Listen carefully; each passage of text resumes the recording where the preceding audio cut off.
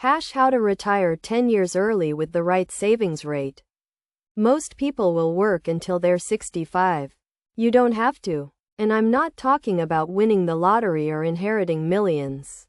I'm talking about a specific savings rate that literally rewrites your entire financial future. Here's the number that's going to blow your mind. Save 50% of your income and you'll retire in just 17 years. Not 40. Not 30, 17. But here's the thing. Nobody talks about how to actually do this. That changes today. Welcome back. If you're new here, hit subscribe because we're about to break down the exact math, the real-world strategy, and exactly how you can start implementing this today. Part 1. The math that changes everything. There's something called the 4% rule in early retirement. It's simple but powerful. Once you've saved 25 times your annual expenses, you can retire forever. The 4% rule means you withdraw 4% of your portfolio annually and theoretically never run out of money. Here's why your savings rate matters more than your income. Let's say you make $60,000 a year. If you save 20% of that, you're putting away $12,000 annually. At the stock market's historical 7% annual return, it takes you roughly 51 years to hit that 25x multiple needed to retire. Now flip it. Same $60,000 salary. You cut expenses aggressively and save 50%. That's $30,000 per year going into your Roth IRA, your 401k, your taxable brokerage account. Same 7% returns. You hit that 25x threshold in 17 years. That's not luck. That's math. That's physics. The savings rate is literally the only variable you control. You can't control market returns. You can't control when you were born.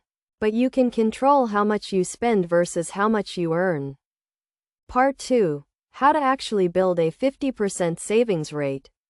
Real talk. 50% sounds impossible if you're living paycheck to paycheck. But here's the secret. You're probably not as broke as you think. The average American spends $6,000 monthly. That includes everything: rent, food, insurance, entertainment, transportation. $6,000. If you earn $120,000 annually, that's $10,000 monthly. After taxes, you're looking at roughly $7,500 take home. That $6,000 spend leaves you $1,500 monthly. That's $18,000 yearly. That's 15% savings. To hit 50%, you need to attack expenses ruthlessly. Food. Most people overspend here. Meal prep instead of eating out. That alone saves $300 to $500 monthly. Housing. This is the big one. If you're paying $2,000 rent and earning $7,500 monthly, you're bleeding money. Either get a roommate, move to a cheaper area, or find a partner to split costs. That's another $400 to $800 monthly. Transportation. Drive a reliable used car, not a brand new one. Skip the BMW lease fantasy. Save $300 monthly.